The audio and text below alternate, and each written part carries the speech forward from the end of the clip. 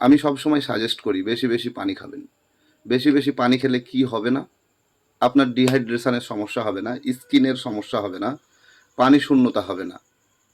হ্যাঁ, বেশি বেশি পানি খেলে আবার কিডনিতে প্রেশার পড়ে।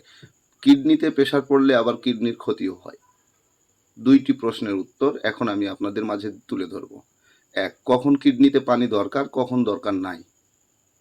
কিডনিতে পানি তখনই দরকার হবে যখন আপনার প্রস্রাব হবে হলুদ, প্রস্রাবে গরম ভাব থাকবে এবং প্রস্রাবের পরিমাণ কমে যাবে এবং প্রস্রাব যখন করবেন তখন হালকা ব্যথা অনুভূত হবে। ঠিক ওই মুহূর্তে আপনি পানি খাবেন।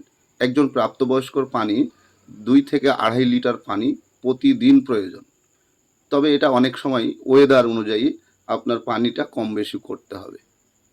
দ্বিতীয় কথা হচ্ছে, কখন কিডনির পানির প্রয়োজন নেই। আপনি বেশি বেশি পানি খাচ্ছেন খাচ্ছেন খাচ্ছেন, ঠিক ওই মুহূর্তে আপনার প্রস্রাবটা স্ট্র কালার হয়েছে, ঘন ঘন প্রস্রাব হচ্ছে,